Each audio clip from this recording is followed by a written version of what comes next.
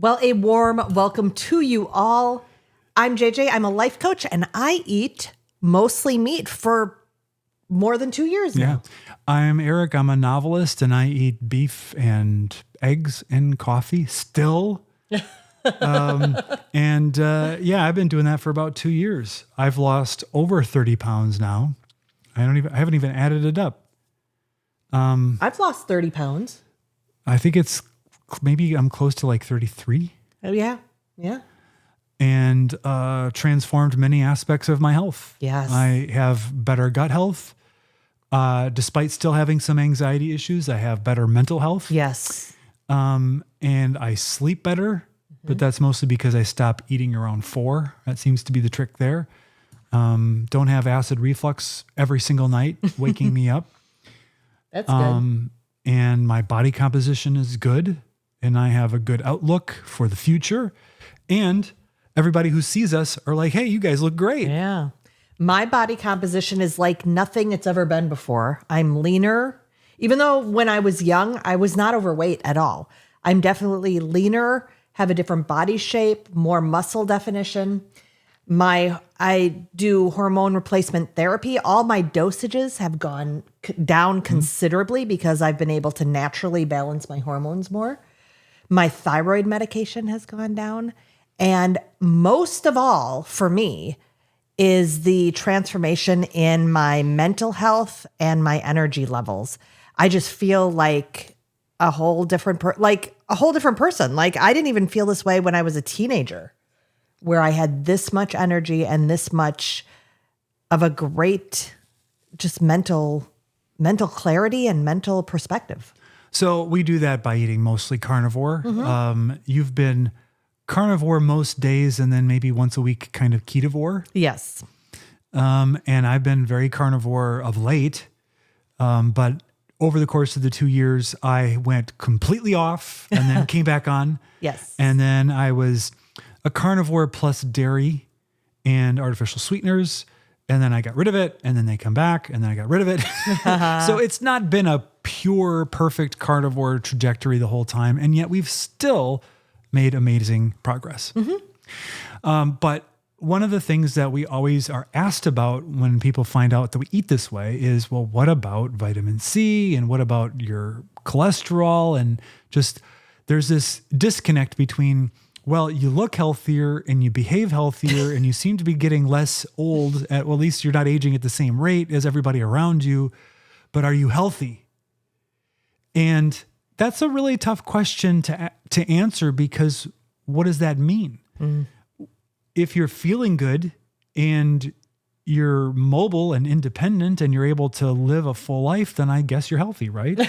Well, that's somewhat my thought. I know we're going to go in a different direction here, but I wanted to bring up when I started hormone replacement therapy, you were very concerned about that because of all we'd heard about cancers and estrogens and everything. And what I knew is that my quality of life, my sense of health needed to be better than it was when I was in bed most days and couldn't connect a thought together at all. That was not feeling vibrant and healthy. It felt like I had no life force or barely any at all. So the quality of life is really important.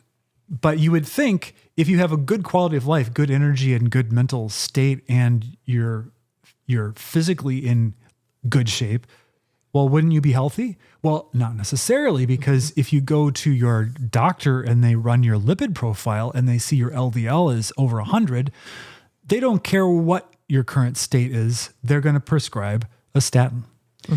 And whether or not that's a good idea is the subject of endless and extraordinarily contentious debate online.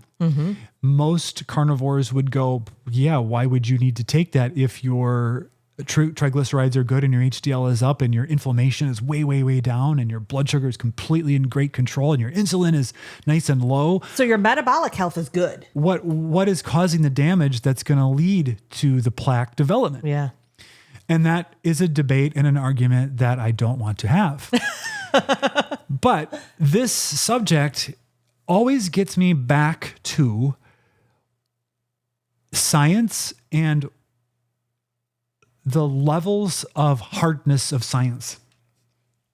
The levels of what? Hardness of science. Hardness. Okay. Hardness. Okay. Because there's hard sciences, for instance, physics, in that on Earth, in our gravity with our atmosphere, you can use Newtonian physics and you can know exactly where the cannonball is going to land within a pretty good range. And you can make all sorts of predictions about what's going to happen given some initial state of variables. That's a hard science because not only do you understand how it works and you can break it down mathematically, you can then make super accurate predictions about the future. Well, let's talk about medicine. Medicine can predict if you contract rabies and it gets to a certain stage, you're going to die. Yep. But if you have an LDL above 100, what can they predict for you specifically? They would have to know way more than just that number. Yeah, that's one variable. So we talk about the initial state. You don't have enough information to know where the cannonball is going to land, is my point. But there's debate over, well, what data do you need? Is it A1C? Is it insulin? Is it a whole bunch of hormones levels? Body fat percentage? Some would say I need to know your socioeconomic status, your race, your education level. And you start going, well, wait a minute.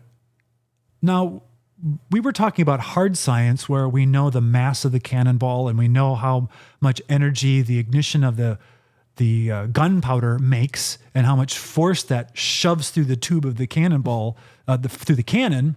We know the density of the atmosphere. We may even know the wind speeds, and we know the elevation of the land. We know the inclination of the cannon. We can calculate it, we can do it for that cannonball out of that cannon at this time of day.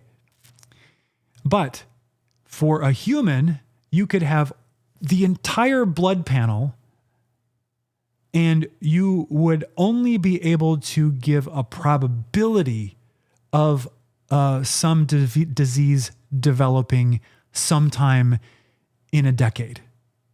So, which is the hard science? Well, clearly there's basic research that's going on to understand how certain mechanical processes or biomechanical or chemical processes, that's what I was looking for, work in the body. So we know how food is turned into energy and how that makes our muscles move. And we know a lot about hormones. We know a lot about how the body builds its muscle out of protein.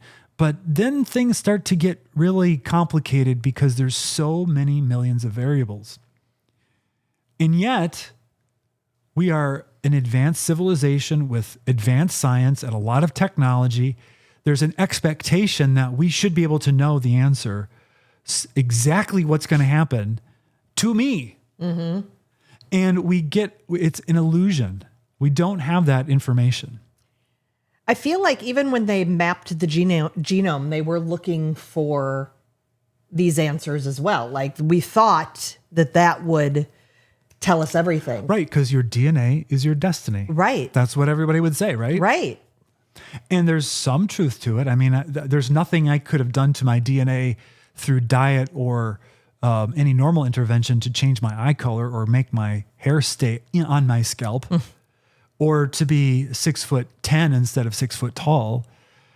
But we know that environmental exposures have epigenetic Epigenetics messes up the whole thing. So that makes it a lot more complicated. So we have genetic variables at play. We have all of the food we're eating at play. We have our current state of our metabolism as a variable, which means everything we've consumed up until this point has an impact on our future health. So the best that epidemiology can do for something like heart disease and cancer is statistical analysis across a population. And that's why when you see risk factors, they're not about your risk, they're about population level risk. And to the extent that there have been risk calculators for cardiovascular disease, they have been validated against other populations to say, well, here's your LDL and your HDL and your weight and all these things, put it in there. And it says you have an X% chance of developing heart disease over the next 10 years relative to someone who doesn't have all of those things. I'd like to bring this up because this just happened to us. We moved into a new county and our health insurance premium went down by hundreds of dollars a month because we moved to a new county. So apparently our risk changed by moving 6 miles down the road. Well, that's one way to interpret it. But it also might be that our risk is distributed across many more people. That is true. In a more populated county. Mm-hmm. But that's the mathematical weirdness of insurance. And it's an important point because insurance is about population level risk. It's not about your individual risk. It kind of is with the actuarial databases they have, but mostly it's like, people with your blood labs and your weight and stuff generally are higher risk than others, but it doesn't mean that you're literally going to die of this disease in this amount of time. And they're placing a bet that across thousands or hundreds or tens of thousands of people, they're going to be right more than they're wrong. Mm-hmm. And insurance companies basically are like the casino. They have the house advantage. But we don't want to get casino odds about our own health when we're being told to start a subscription to a lifelong medication or to apply a subscription to a certain eating plan and commit to it long term. We are being told, well, we know something about what happens to the population at large given these variables. So you should just do what is the lowest risk for the population at large, and then maybe you'll have a benefit. And that's the best the current state can do. That is, and it's really weak because we all know the exception to the rule. The lifelong smoker who's obese and eats donuts and lives to be 95. Mm-hmm. They're rare, but they don't not exist. This is the problem that we have with high LDL. How come not every single person with high LDL ends up having really bad heart disease? Why? Why isn't it absolutely, totally predictive every single time? It's because it's not a hard science in the way that we would like to think that it is. It's part of a mystery that we have a very blurry focus on. And we think, because that we live in 2024, that we have very precise, clear vision into things we don't. And the people who make that mistake the most are the smartest specialists in those fields because they think they see more information in the noise than there really is signal. So explain that. Explain that for me. So if you're a physicist and you've studied this stuff and you've mastered it, you have a high degree of confidence in your ability to calculate the motion of the planets, and you can calculate how much rocket fuel you need to get something in orbit in a distant planet. And you can do it, and you're right. In medicine, we spend an enormous amount of money to do these studies, to develop these techniques, to develop these drugs, and we start to think that we can put the satellite into orbit a light year away, but you really can't. You can only send out 10,000 satellites and get 10 of them into orbit. And you think that means you know what you're doing, but what it really means is you just know, if I lob a lot of these in this direction, I'll get lucky sometimes. Mm. That's the resolution of the certainty in medicine. It is low. Otherwise, we would know right now, for me, who's 54, we would know you have exactly 25 years, 2 months, and 3 days because we have completely understood all of the variables and we know what's going to happen. Mm. They don't. They absolutely cannot tell with that level of precision. The only thing they can do is like, yeah, in 20 years, during the next 20 years, you probably have a 30% chance of a heart attack. And if you took the statin or this other drug, it might reduce by 1% or 2%. We don't really know. We think maybe because of this concept of area under the curve that maybe you could reduce it by 20 or 30% over that amount of time, but it might not help you at all. But if we treat enough people with it, we can probably help one of them. I've heard those statistics. So yeah. the level of scientific precision that is claimed is a total illusion. Now, this doesn't mean that we shouldn't do the science and we shouldn't keep refining and our efforts and understanding. But we also have to understand that unlike physics, where you can launch as many cannonballs you want as long as you're not hitting someone with them, you can't do the studies on humans that you would need to do to actually figure it out, because it isn't ethical to treat them that way, which is to control all of their genetics from the point they're born, keep them locked in certain wards where every aspect of their exposure to environment and diet, exercise and sleep is controlled. And even then you still couldn't do it. Mm-hmm. So it's a much harder problem. So what does this do to your, I want to say mental state, but I don't mean like mental health state. I mean, just like, does this bring you peace? Does it make you angry? What does it do to you? Well, mentally? A little bit of all of those things.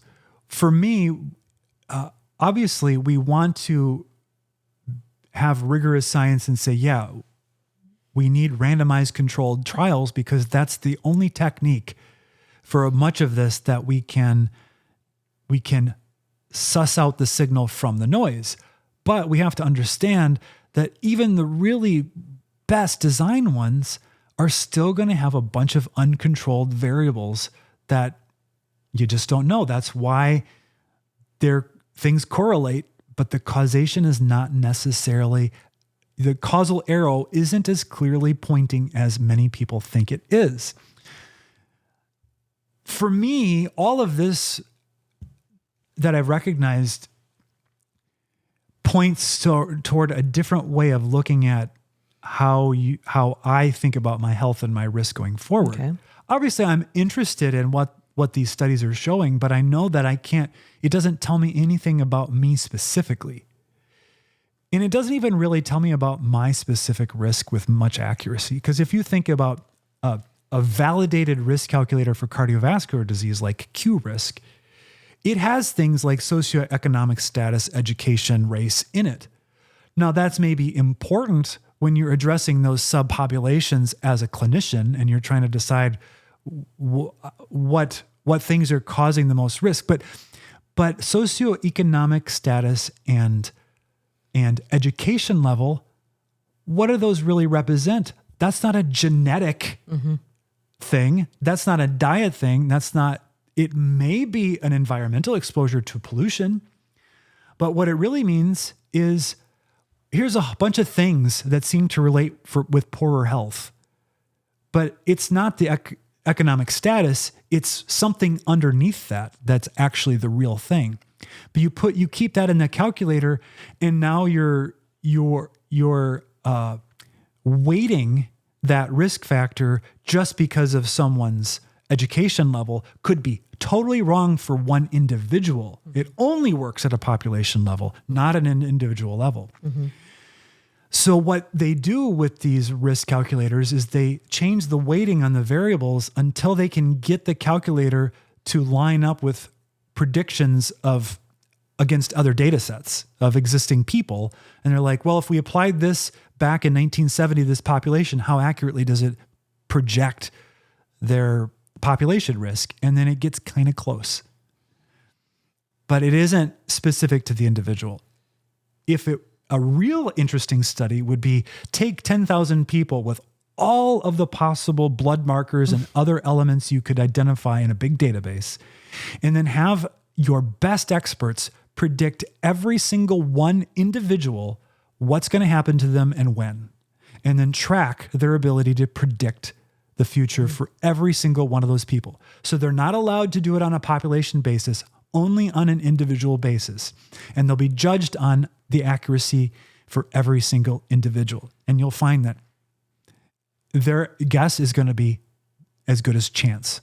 Because if you just left it to random chance, some of those predictions will be accurate, but it won't be because of any of the factors that they've identified. But that study hasn't really been done. No.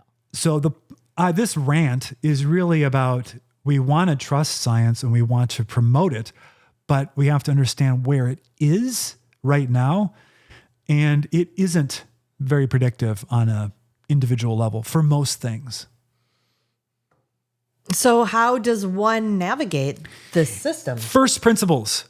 How did the human evolve to survive and thrive? What was the diet that it is designed around to operate at the best optimal level? Start there. One of the big debates right now, because RFK has spoken out against seed oils, is many very smart people are like, wait a minute, there's no proof that seed oils are bad. Maybe if you get rid of seed oils, you're just getting rid of processed food, and it's the other processes in that food that's the problem.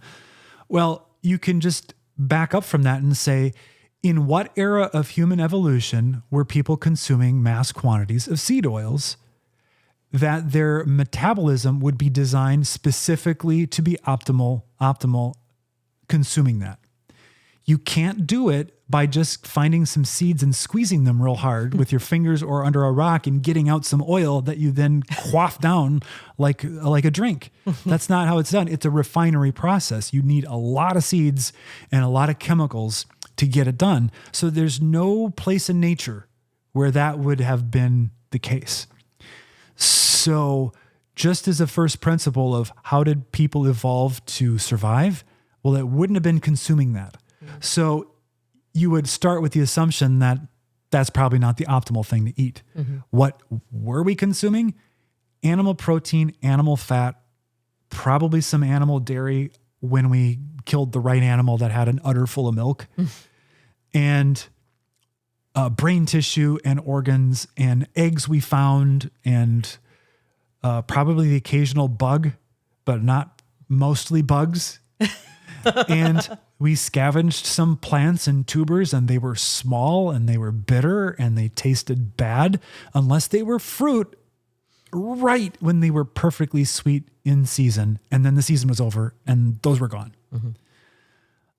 That would be the first principle thinking on what diet should be like. And you could do the same with environmental chemical exposures, that we were exposed to temperature variability, day-night cycles, occasional plunges into the cold water when we were trying to get fish or out of a trap that we had set, or a beaver out of a snare we had set, and probably a lot of sweating when we built our little hut around a fire and got super hot. So that's just sort of a little bit of creative thinking, but it makes perfectly logical sense. And periods of not eating because we didn't have any game dead on our fire, over our fire pit. And so we had to go some days until we caught something else. And it turns out that's carnivore or ketovore. And if you do that for a long period of time, your inflammation goes down, your blood sugar normalizes. If you have diabetes, it can tend to reverse. Your mental health gets better. Your energy is great. You don't have constant sugar cravings where you need to eat 5 times a day. And suddenly your whole experience of life is in line with how the evolutionary human lived. And so then you would think, well, that would be optimal health. And it mostly feels like optimal health. And it doesn't make you invincible or impervious. It doesn't make you live forever, because that's not a thing. There are good days and bad days, good cycles and bad cycles still. But overall, pretty resilient. Yeah. So that's my rant. We were talking about it last night, Yeah. and I've been reading some science fiction novels with actual science in it, and it's really fun because you can do a calculation and you can make a prediction that's right every single time. And medicine can't do that.